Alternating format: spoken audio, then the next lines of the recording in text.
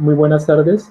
Bueno, el trabajo que vamos a hacer es el siguiente. Vamos a hacer un abordaje de lo que es la construcción textual en relación a la investigación académica. Esto con el ánimo de enriquecer los documentos que cada uno de ustedes está armando o si ya lo tienen armado para hacerle una revisión más a fondo.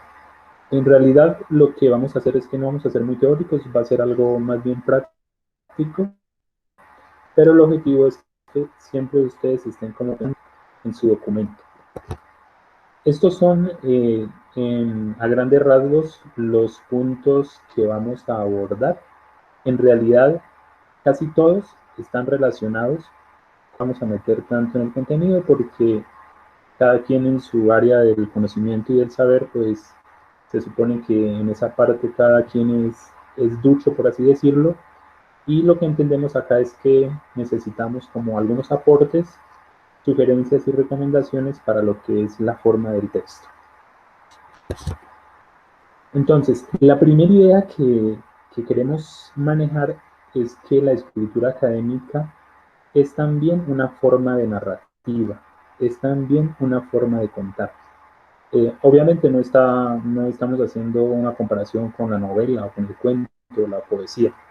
Sencillamente estamos diciendo que cuando se piensa en la escritura académica, se debe pensar de que cuando se ejecuta esa escritura, en realidad se está construyendo una narrativa. Obviamente es una narrativa que tiene un enfoque, por así decirlo, científico y en particular de lo que serían las ciencias sociales y humanas.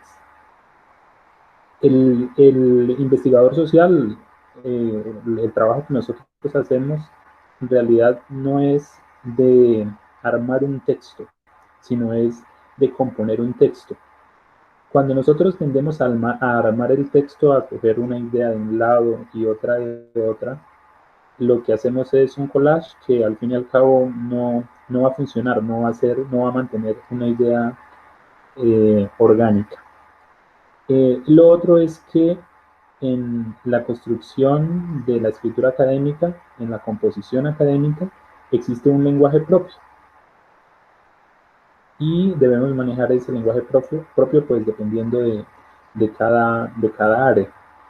Y tener muy presente que debemos tener una intención cuando se escribe.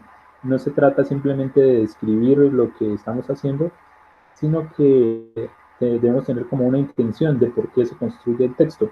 Aunque bueno, en la práctica, pues todos sabemos que la investigación en la universidad lamentablemente ha llevado a que el estudiante deba o tenga que hacer la investigación para graduarse y se le pierde, por así decirlo, un poco el gusto a lo que es el proceso investigativo.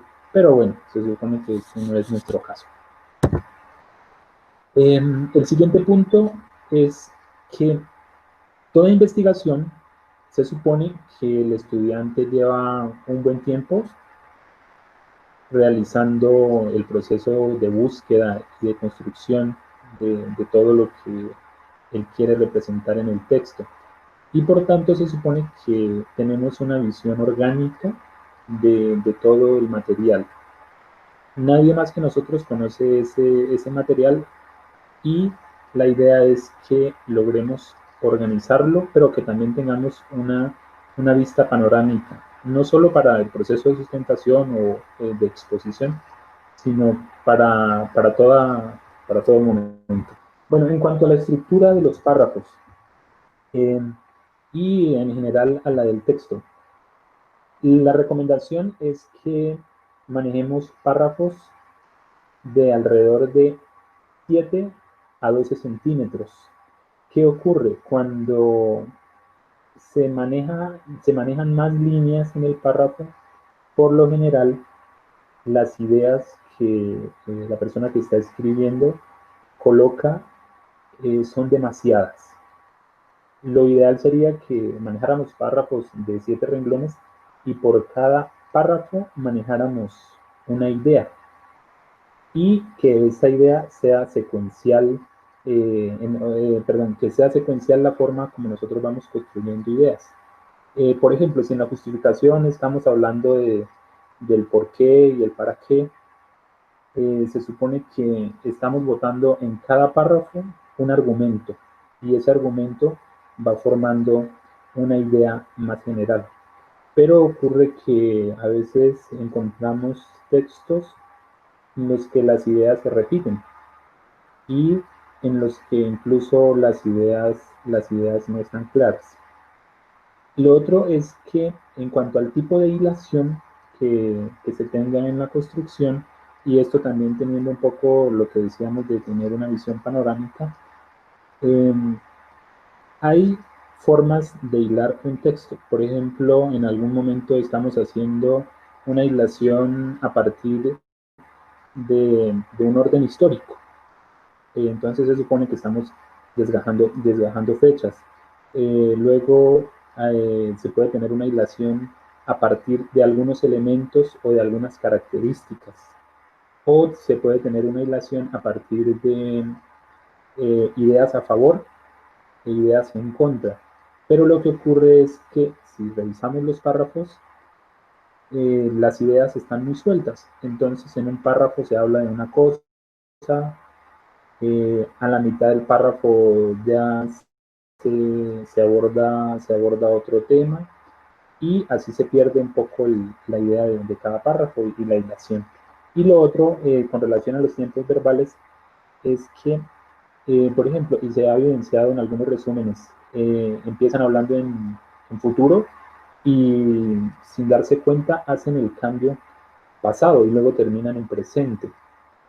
Se supone que uno debería saber manejar esos cambios, pero lo que se nota es que se están haciendo esas alteraciones de tiempo de manera deliberada e inconsciente. Bueno, en cuanto a la objetividad, eh, lo que es la primera persona, una de las herramientas que tiene la ponencia es que como es una exposición oral, permite que tengamos una primera persona, ya sea en un yo o en un plural del nosotros. ¿Qué ocurre? Y lo vamos a ver más adelante en un ejemplo.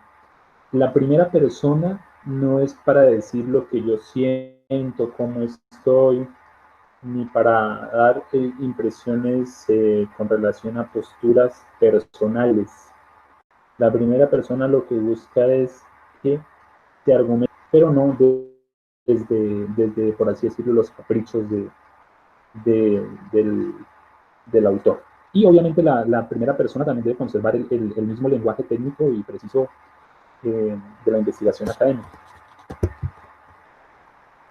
Ahora vamos para un tema que en realidad es un tema bastante difícil en la escritura y que es el tema de la puntuación. Bueno, ya habíamos dicho que en el párrafo se desarrolla una idea, pero resulta que cuando la puntuación no está utilizada de forma correcta, eh, a nivel de interpretación la persona que construye puede decir ahí está mi idea, pero una coma mal puesta en realidad lo que hace es que le puede cambiar el sentido a una idea, a un párrafo. ¿Qué se ha evidenciado? Que hay muchos párrafos, por ejemplo, hay párrafos de 10 renglones que no hay un punto, no tienen un punto, o sea, es eh, es una retahíla de ideas separadas con comas y puntos y comas, y no se sabe cuál es el sujeto de ese párrafo, ni la idea, o si hay varios sujetos, porque eso ocurre. Entonces, no hay que tener miedo a la utilización de puntos, y hay que tener mucho cuidado con el sobreuso que se hace de las comas. Por lo general hay un exceso de comas. Acá lo que nos preguntamos es, si hay un defecto en cuanto a la escritura, ¿será que ese defecto a la escritura no va de la mano con un defecto en el proceso investigativo? Bueno,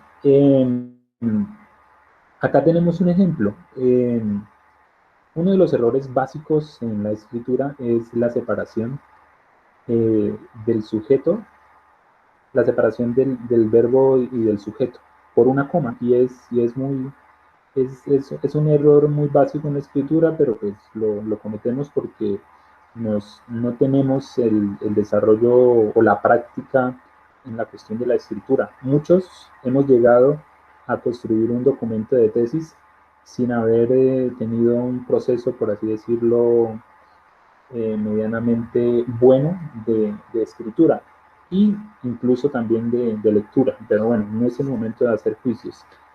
En el ECA es evidente que esa coma está sobrando ahí. Además, el texto dice: la historia de Colombia demuestra que se ha dado una valoración sin precedentes en cuanto a la importancia de la paz en los últimos años. Aquí, en este ejemplo, y lo vamos a abordar de una vez, hay un problema, y es que no solo está la coma mal colocada, sino que hay expresiones que tienden a absolutizar el discurso. La expresión cuando dice sin precedentes en cuanto a la importancia de la paz en los últimos años, ¿qué está diciendo? O sea, está diciendo que este era el momento como que hubo más preocupación por ese tema, pero realmente no podemos afirmar eso. Puede ser que antes se haya dado más espacio, pero igual lo vamos a enfatizar un poco más adelante, que tiene que ver con los adjetivos que tenemos acá. ¿Qué pasa? Los adjetivos, pues todos sabemos que en la escritura básica un adjetivo se utiliza para calificar, por así decirlo, al sustantivo. Es como lo básico. Y entonces ocurre que en la escritura académica todavía hay muchos rezagos del romanticismo literario. Hay expresiones en las que, y sobre todo cuando se escribe en primera persona, en las que se hacen valoraciones que no son necesarias o que no enriquecen el discurso. O sea, no porque nuestro texto suene rimbombante, significa que está siendo un texto científico. Y todo, insiste, la norma APA, llegamos a creer que es simplemente una cuestión de darle forma a los textos de cómo citar, pero en realidad la norma APA, ¿qué busca? Que exista un lenguaje fluido, que exista un lenguaje académico y preciso. Entonces eso también va en consonancia con la escritura. Hay una sobreutilización de las palabras terminadas en mente. Por ejemplo, acá tenemos dos muestras. Tenemos una muestra, y bueno, más adelante hay otra, y también de lo que mencionamos hace un momento, de lo que llamamos expresiones totalizantes o excluyentes. Por ejemplo, acá dice: la búsqueda bibliográfica evidencia que el tema de la gamificación nunca ha sido abordado en la reflexión académica. El nunca, pues obviamente es algo que rompe el discurso, ¿no? No, no permite ya más discusión. Es nunca, jamás, siempre. Hay que evitarlas y hay que matizarlas. Por lo general, en muchas ocasiones, ha sido muy difícil encontrar. ¿Por qué? Porque por ejemplo, acá lo que está diciendo: la búsqueda bibliográfica evidencia que el tema de la gamificación nunca ha sido abordado. ¿Qué estaría diciendo el escritor? Que él hizo la búsqueda bibliográfica en absolutamente todos los documentos para él poder decir la expresión nunca. Pero pues sabemos que eso es prácticamente imposible, decir eso. Y luego, bueno, está el ejemplo de la expresión solamente. Esto debe ocurrir porque dice: solamente se han centrado. Si nos damos cuenta, la expresión se han centrado las universidades en una formación excluyente y descorazonadora. Y si notamos acá, al terminar este ejemplo, bueno, es que la expresión descorazonadora podría servir, qué sé yo, como para hablar de un pasaje del amor en los tiempos del cólera. Pero para hablar de la gamificación y todo eso y decir que la educación es descorazonadora, pues puede que sea verdad, pero no es un dato científico, a no ser que alguien construya un texto desde las narrativas del descorazonamiento, de la formación excluyente, pero ese no era el caso de este ejemplo. Continuamos. Una de las muletillas, por así decirlo, en la redacción es, sobre todo en la construcción de los párrafos, es que nos hemos acostumbrado de que siempre que termina un párrafo, para iniciar el otro, entonces iniciamos con, bueno, a partir de lo anterior, se entiende que tal cosa. Pero resulta que el párrafo anterior era un párrafo que tenía 10 renglones. Era un párrafo que no tenía puntos. No es porque sea obligatorio que hayan puntos, sino que se supone que en un nivel de escritura se supone que la puntuación permite desarrollar ideas, a no ser de que uno sea el gran escribano, por ejemplo, pero ese no es el caso tampoco. Entonces, hay que revisar en nuestros documentos esas expresiones que están al inicio de cada párrafo. Revisar si el párrafo anterior realmente tiene bien organizada la idea, si el párrafo siguiente desarrolla otra idea en continuidad.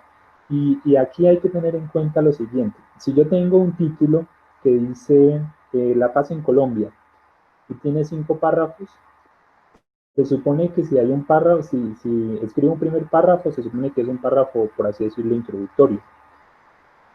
Si coloco un punto y continúo con otro párrafo, se supone que el punto aparte, lo que está diciendo con el punto aparte, es que sigues hablando del mismo tema, pero vas a desarrollar otra idea. Entonces, no siempre aplica el a partir de lo anterior o en contra de lo anterior. Ya, bueno, utilizar el en contra de lo anterior ya se supone que tú sabes que eso está en contradicción de lo anterior. Y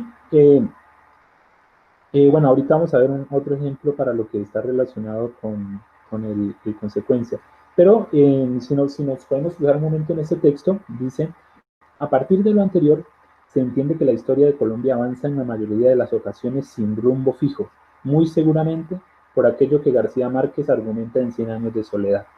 Acá la pregunta es, claro, García Márquez, bueno, es nuestro novelista y toda la cuestión, pero la pregunta es si García Márquez tenía la intención de argumentar eso en Cien años de soledad, porque Cien años de soledad es una construcción literaria que incluso García Márquez, cuando la gente se pelea, en ocasiones a él le da risa y que la gente se pelee por eso, porque es literatura.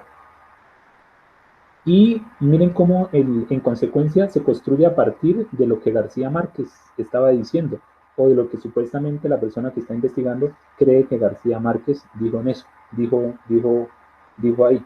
Además habría que preguntarle a María Fernanda Cabal, porque ella sabe más que García Márquez de los acontecimientos que narra Cien años de soledad.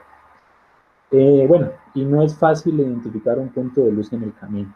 ¿Sí ven que se mantiene el romanticismo?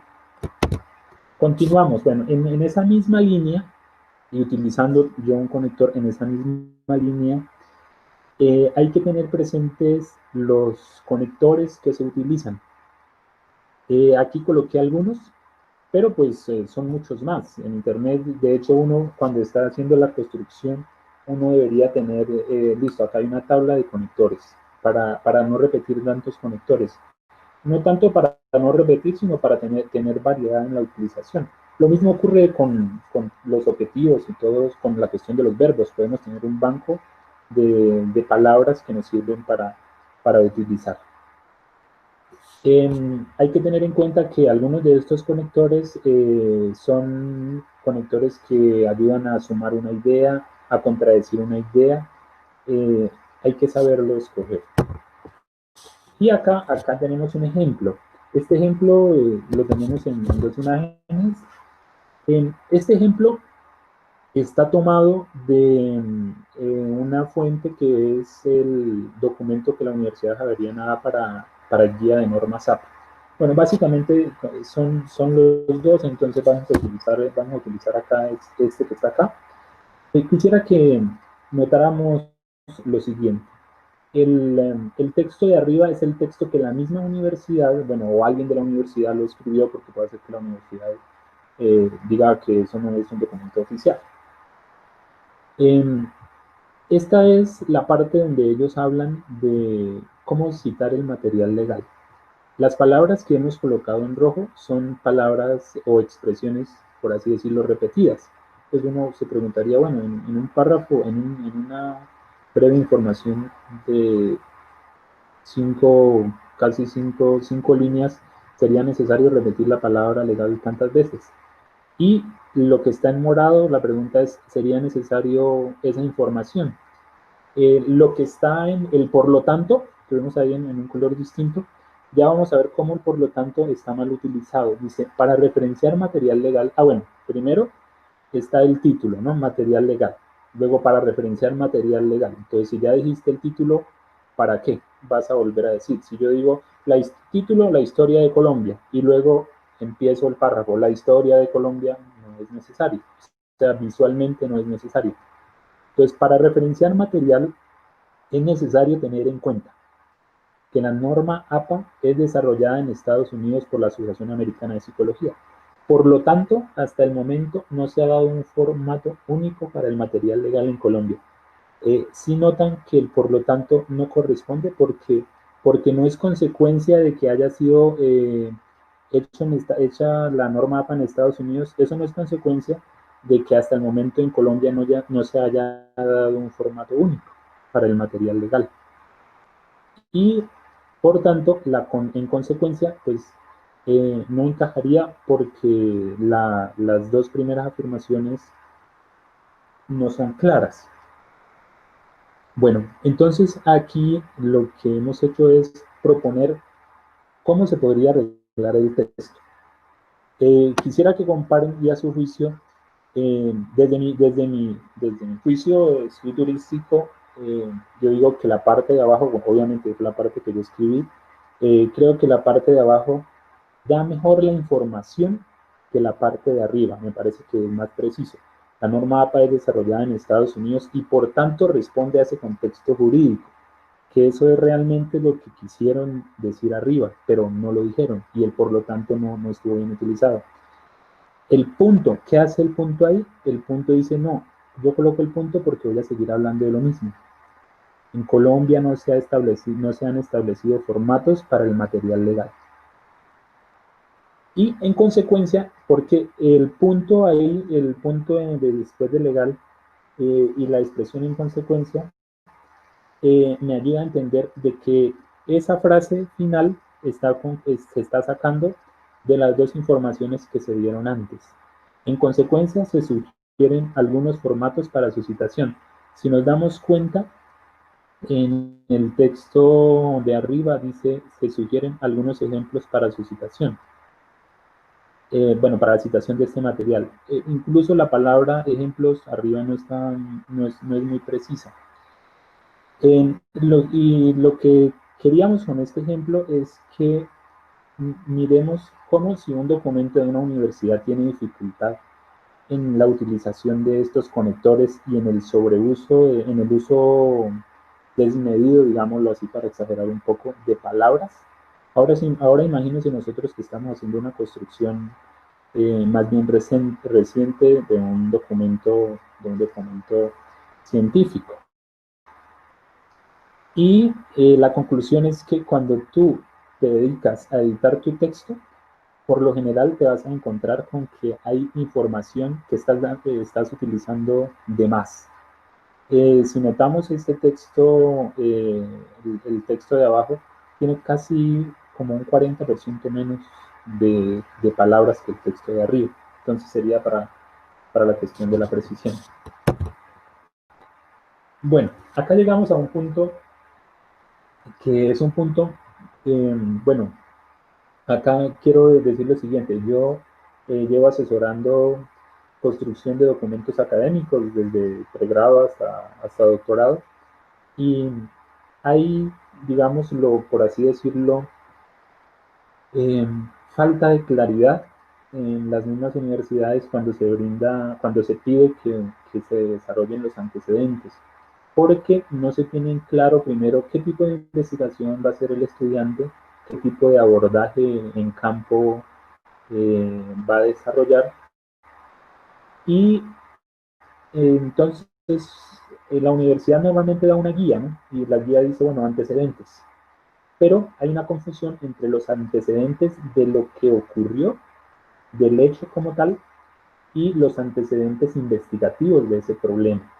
Muchas universidades y bueno, muchos profesores de algunas universidades tal vez por falta de, no sé, de tiempo, cómo será, hace que los estudiantes eh, se confundan. Entonces, ¿qué es antecedentes, los antecedentes del problema, de la situación? Volvamos al ejemplo de la cuestión de la paz en Colombia. Antecedentes, listo, no, los antecedentes. Colombia se, la conquista, la independencia, las guerras, las no sé cuántas guerras que se han dado, los años 40, todas las revoluciones que se dieron en Colombia, esos son los antecedentes de ese problema, de ese hecho histórico, por así decirlo. Y son distintos a los antecedentes de la investigación, que es qué se ha investigado sobre ese tema. Ah, ok, bueno, en tal año tal persona realizó una investigación abordando ese tema. eh, Se han hecho también procesos con la cuestión de la investigaciones en la cuestión de la paz en otros países, en El Salvador, en Guatemala, en Ruanda. Bueno, eso es con relación a las investigaciones que se hayan hecho. Por eso hay que tener claro.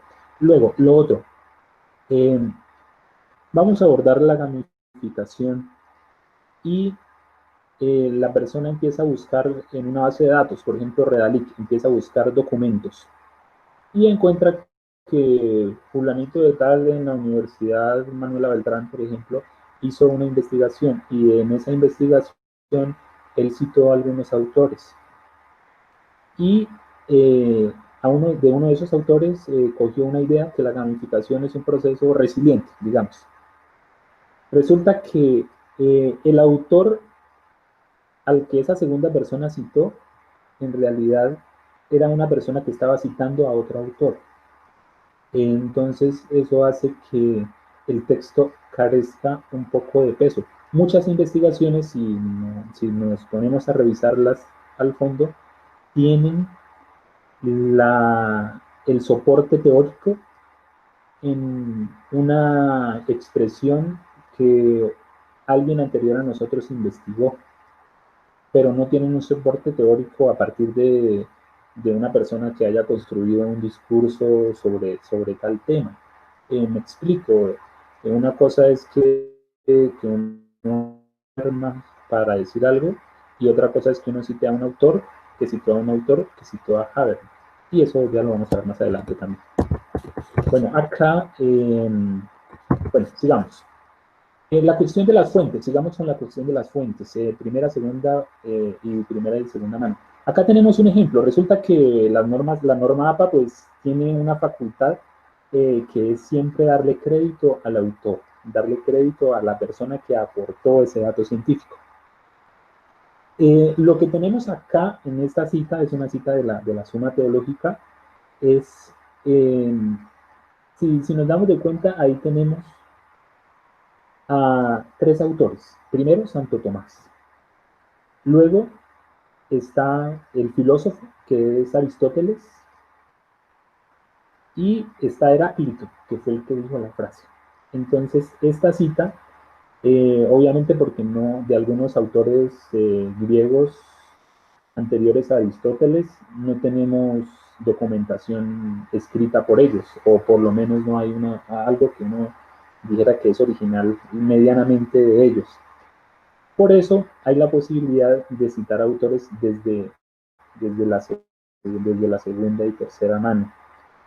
Y pues obviamente se entiende, ¿no? Que es la única forma de saber qué dijo Heráclito, qué dijo Parménides. Pero resulta que en muchas investigaciones se encuentra uno con que un autor, con que el escritor está citando, el escritor, o sea, usted, el constructor de su documento, usted cita a Roy Barreras, para poner un ejemplo, y resulta un ensayo de Estanislao Zuleta y cita dos frases.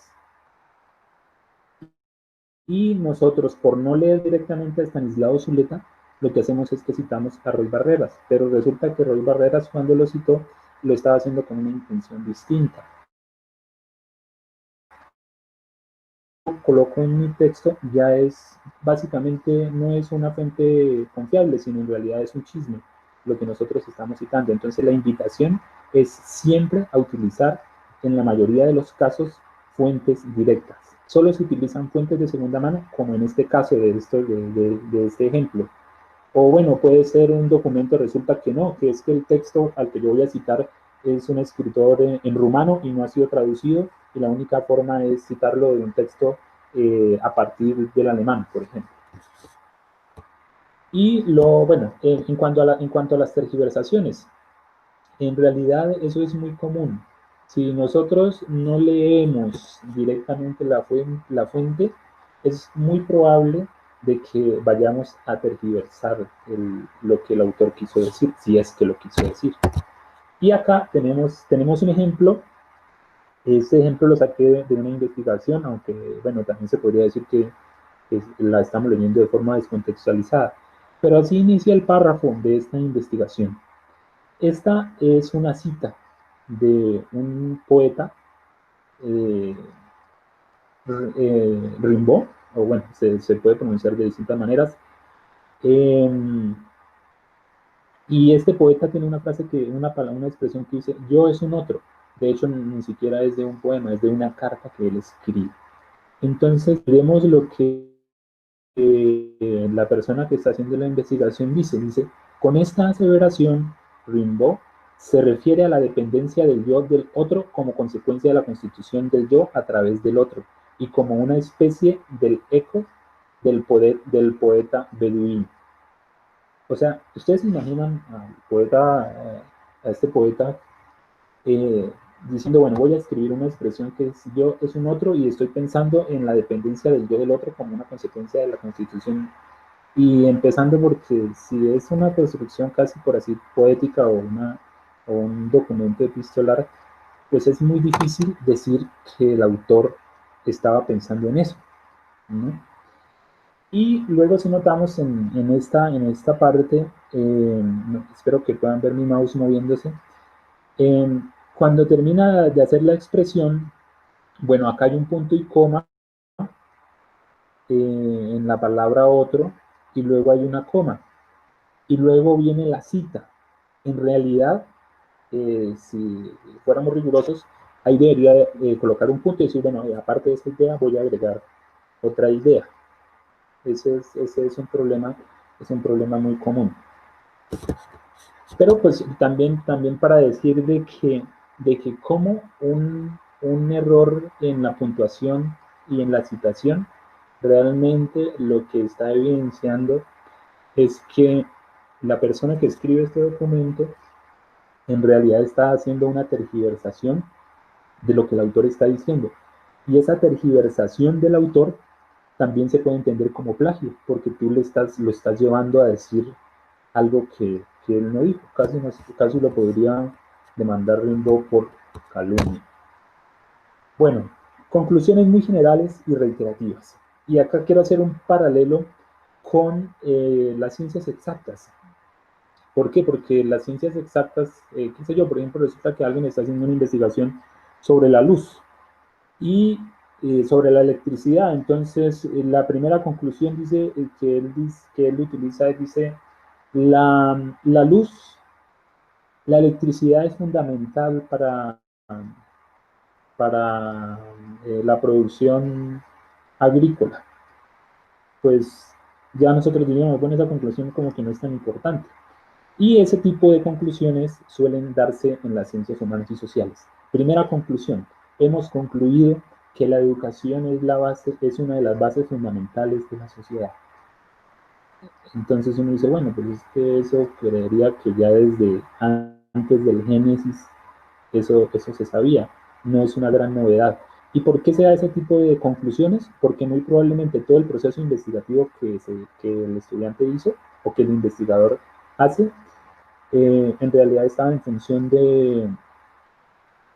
de construir un texto para salir del paso, y luego ese estudiante puede decir, necesito validar mi formación, entonces necesito participar en un ensayo, en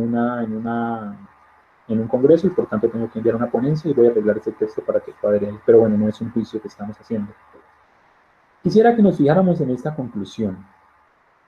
Para concluir, es inevitable quedar con un sinsabor tras concebir que la educación colombiana y la enseñanza de las ciencias sociales tienen un largo camino en el proceso de construir una escuela para el posconflicto. Lo que está diciendo es verdad, pero lo que está diciendo no es una gran novedad. Una escuela para el posconflicto, respetuosa de diversidad y edificadora de memorias y proyectos colectivos. Es muy bonito lo que está diciendo, ¿cierto? Pero no es en realidad concluyente. Además, está utilizando términos como la palabra inevitable. Para concluir, es inevitable, o sea, dice que no hay más solución. Ya está cerrando el diálogo. Quedar con un sinsabor tras concebir que la educación colombiana, si vemos la utilización de las expresiones, o sea, tal vez esta expresión estaría bien para estar tomándose una cerveza y hablando de los problemas de la educación en Colombia, pero no necesariamente para un texto académico. Y no se trata de que el texto pase a ser un texto frío, sino que se trata de ser un texto preciso. Tal vez en medio de esta conclusión general hayan aspectos más importantes a señalar.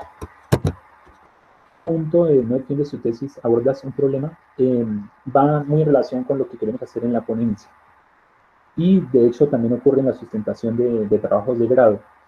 Y es que hay una idea de que tú casi de manera apologética tienes, o de manera casi soterrada tienes que defender todo lo que escribiste porque si no, no te gradúas.